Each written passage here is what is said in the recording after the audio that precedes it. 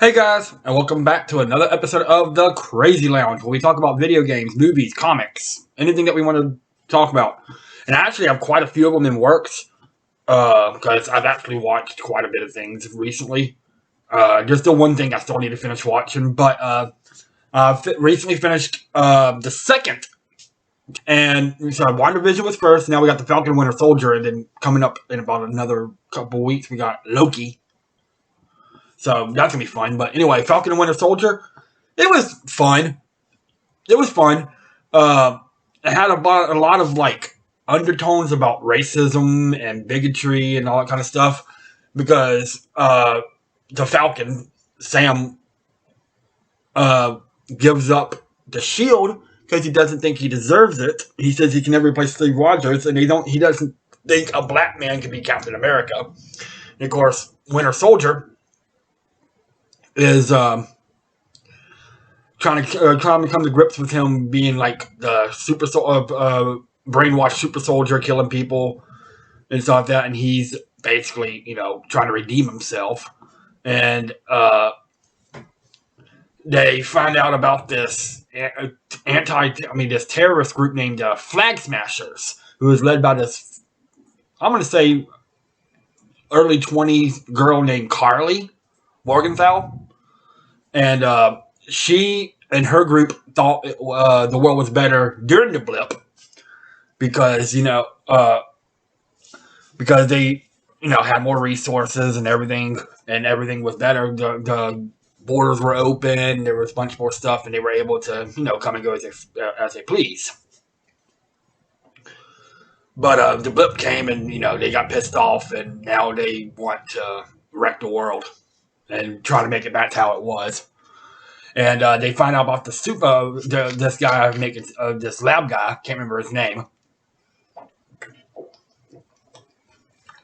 making super soldier serum, and a bunch of the Flag Smashers take them.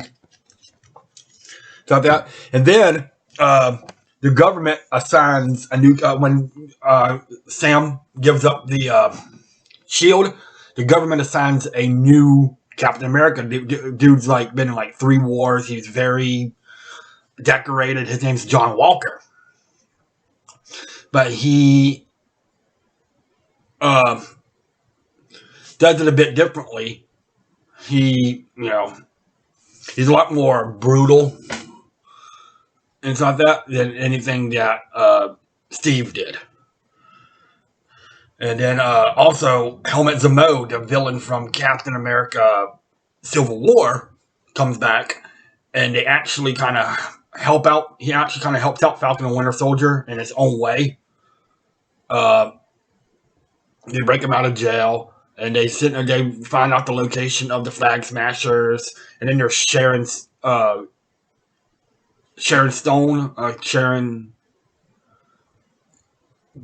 Carter is like there too, and at this location, and she winds up helping and everything like that. And there's a guy named Power Broker that kind of rules the area, and he basically controls the whole area, the super soldiers, the Flag Smashers, everything like that, and stuff like that. You find out who the actual Power Broker is later, but I'm not going to spoil that. And then eventually they start going head to head with the Flag Smashers and also John Walker, who in the end gets into a international incident by killing one of the Flag Smashers on TV. He gets stripped of the Captain America title, but he makes his own shield and stuff like that, and becomes the new this new guy named U.S. Agent, which is like the opposite of Captain America. Stuff like that, but he becomes the U.S. Agent, and then eventually the Flag Smashers stuff like that, and then eventually after finding about another black super soldier and stuff like that named Isaiah Bradley and all kinds of stuff, Sam decides to take the mantle and become the new Captain America, and there's a big fight, and in the end he becomes the new Captain America, and everything's good, and then it kind of ends. It really doesn't lead up to anything except for the post-credit scene where Sharon Carter gets pardoned for all of her crimes, and then she winds up calling somebody and says that she has inside information of the government and stuff like that. And there's a bunch of stuff that's about going down. So Sharon Carter's definitely going to come back possibly as a villain. Stuff like that. So yeah, overall the show was good. It was good. It was enjoyable. Not quite sure if it was as good as WandaVision in my opinion, but it was enjoyable. And yeah, it really does. Oh, if you heard that beep, that was my toaster oven. Anyway, it doesn't really lead up to anything Phase 4 wise. We just know that Falcon and Winter Soldier will come back. Just don't know when and stuff like that. But I don't know. This movie, like I said, this show was good. It's 6 episodes compared to WandaVision's 9. So but the episodes were longer and everything like that. But overall, the movie, why can't I say movie? The show was good. And like I said, it shows a bunch of stuff what happens to them after Endgame. And it's all this stuff's leading up in Phase 4, but I'm not sure exactly where in Phase 4 this would fit at. And I'm not sure what this would be leading up into, but I guess we'll just have to see. So, the show was good.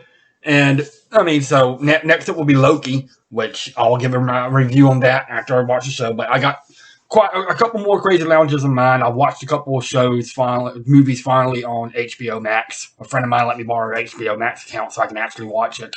I've not finished Zack Snyder's Justice League, so that's not one of them yet. That movie's so long. I have not finished it yet. But there's a couple others, and I know I'm at least going to be doing one of them. The other one I'm not sure about, which I'll go ahead and tell you, I watched Godzilla vs. Kong. It was okay. So there. But there's another one I watched, and I'll get my thoughts.